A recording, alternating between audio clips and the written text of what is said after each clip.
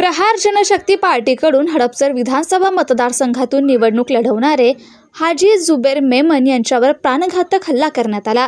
गेले किती वर्ष सामाजिक कार्यात अग्रेसर असणारे हाजी जुबेर मेमन कोंढवा भागातील अनधिकृत बांधकामे, अवैध धंदे या अनुषंगाने सातत्याने संबंधित वगैरे तक्रारी करत असतात।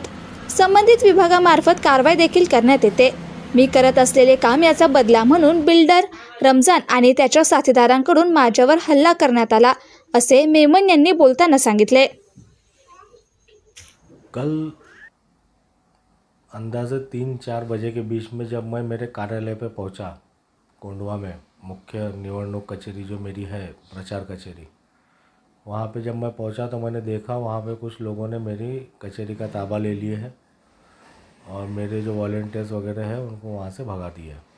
जब मैं उनको पूछा, विचार पूछ किया कि भाई ऐसा क्यों कर रहे हैं आप, तो उनका बोलना ऐसा था कि आपने जो इल्लीगल धंधों के ख़िलाफ़ अर्जियाँ की है, जो हमने पिछले 6 महीने में ड्रग्स के ख़िलाफ़, दारू के ख़िलाफ़, एमडी के ख़िलाफ़, इल्लीगल कंस्ट्रक्शंस के ख़िलाफ़ हमने जो अर्जियाँ की थी, जो हमारा एक मुहिम चलता है एक कॉल प्रॉब्लम सॉल्व का, जो हमको कॉल्स आते हैं हमारे नंबर पे, तो उसके रिक्वेस्ट लेटर जोड़ करके जो उधर के रहवासी है, कोंढवा के, सैयद नगर के, राम टेकड़ी के, मोहम्मदवाड़ी, कौसरबाग के, तो उनके रिक्वेस्ट लेटर के ऊपर कार्रवाई करती थी। जिस कार्रवाई में उनका माल पकड़े जाता था, नुकसान होता था, और जो कार्रवाई उनकी नहीं हो सकती थी तो पुलिस स्टेशन हमको गाइड करते थे कि इल्लीगल कंस्ट्रक्शन जो है उसकी आप जो एप्लीकेशन है वो महानगर पालिका में दीजिए। तो हमने वहाँ पे दी कि ये लोगों को तकलीफ़ हो रही है, पार्किंग के लिए तकलीफ़ हो रही है, जगह नहीं है, जाम हो रहा है रास्ता, इल्लीगल कंस्ट्रक्शन रुकना चाहिए या उसके ऊपर कार्रवाई होनी चाहिए। तो वैसा कोई इल्लीगल कंस्ट्रक्शन रमज़ान नाम के बिल्डर का महानगर पालिका ने तोड़ा था 2-3 महीना पहले। तो उसको उसका गुस्सा था और उसका ऐसा कहना है कि उसका लाखों रुपए का नुकसान हुआ है और मैं इल्लीगल कंस्ट्रक्शन नहीं करता हूँ, तो आप इस पैसे को मुझे अभी के अभी भर के दीजिए, उसके बाद आपने इलेक्शन लड़ना है, नहीं तो तूने इलेक्शन नहीं लड़ना है, पहले हमारे पैसे देने का फिर लड़ने का। अब तेरा टाइम आ गया बोले पैसे देने का, हमारे बिल्डिंगा तोड़ता, हमारे इल्लीगल धंधे बंद करता और हमारे यहाँ आके इलेक्शन लड़ रहा है, बोले तेरे को पैर भी रखने नहीं देंगे और ये ऑफिस का भी ताबा हमने ले लिए, ऐसा बोल के वो बोला। तो मैं बोला भाई मैंने नहीं तोड़ा, ये कारपोरेशन ने तोड़ा है, और अगर आपका इल्लीगल नहीं है तो हम कारपोरेशन से बात करेंगे, मैं आपके साथ चलूँगा कारपोरेशन।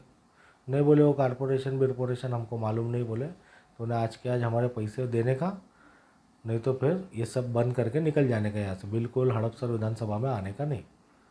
तो वहाँ पे उज्जत चालू हुई। उज्जत होने के बाद 5 लोग थे, वो उन्होंने मेरे को कुछ हथियार लेके मार के बेहोश हो गया मैं, तो उनको लगा कि मैं मर गया, तो मेरे को वहाँ पे फेंक के चले गए वो। उसके 10-15 मिनट बाद हमारे जो इकबाल भाई है, ये गए हुए थे हड़पसर निवडणूक कचेरी में हिसाब वगैरह जमा करने के लिए। ये आए तो उन्होंने मेरे को बेहोश पाया उधर, तो वहाँ से पुलिस कंप्लेन करना, एम्बुलेंस बुलाना, मेडिकल सहायता बुला के मुझे बेहोशी की हालत में ससून हॉस्पिटल में एडमिट किया गया। वो एडमिट करने के बाद जब मुझे होश आया तकरीबन 7:30-8 बजे, तो वहाँ पे पुलिस के लोग मौजूद थे, कोंढवा पुलिस स्टेशन के। उन्होंने मेरा स्टेटमेंट लिया।